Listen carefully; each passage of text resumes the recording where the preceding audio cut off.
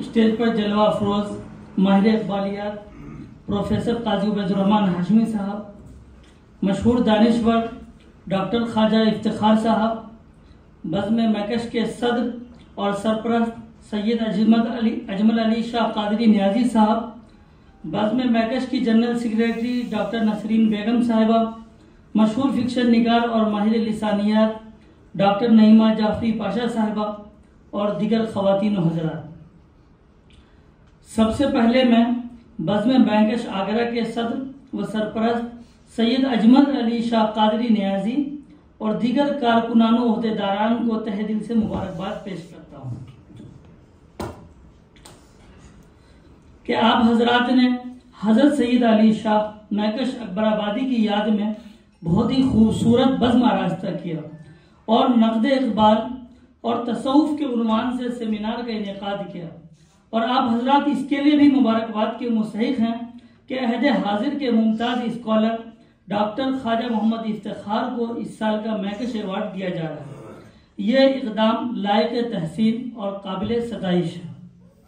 हाल में मौजूद आशिकाने मैकश और ख़वातीन व हज़रात, अल्लामा सैयद मोहम्मद अली शाह मैकश अकबराबादी एक उम्दा शायर, अदीब और नक्काद ही नहीं थे, बल्कि बहुत अच्छे इंसान, तसव्वुफ़, बहुत अच्छे इंसान, सूफ़ी और मुतबहिर आलिम भी थे।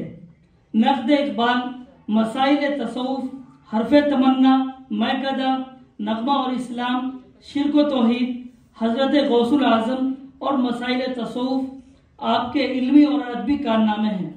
अलबत्ता सबसे ज़्यादा मकबूलियत नक़्द इक़बाल के हिस्से में आई।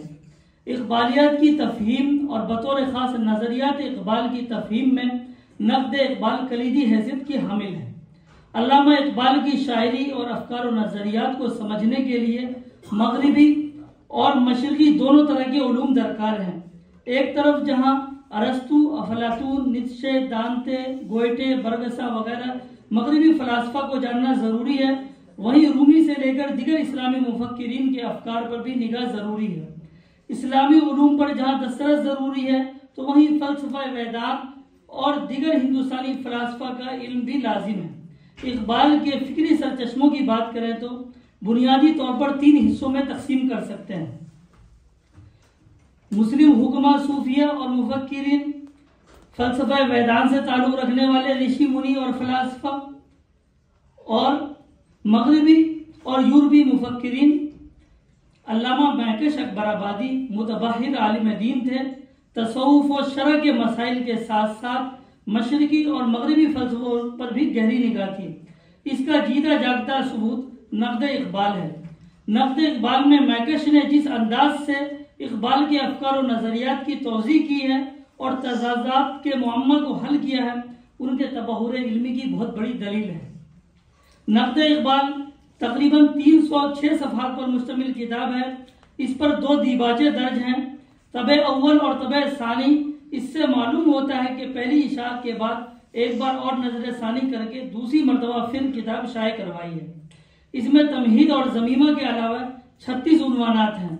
वहदतुल वजूद से किताब शुरू होती है, खुलासा और खात्मे पर किताब का इख्तिताम होता है।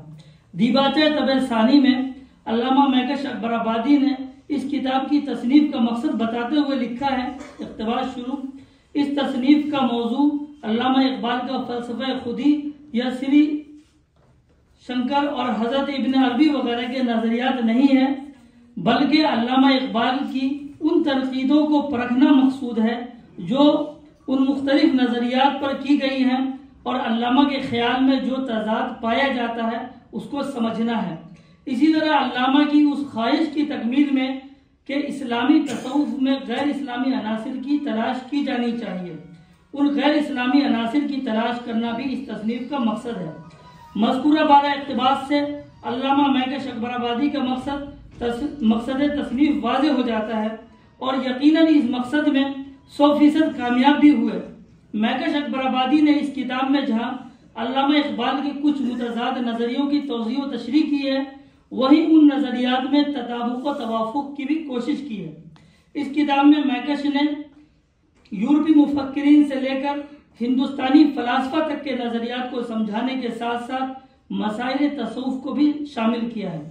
मैकश ने मुदल्लल अंदाज में उन सूफियाना नज़रियात का दिफा किया है जिन पर अल्लामा इकबाल ने अपने खुतबात, मज़ामीन या अशार में इतराज़ किया था।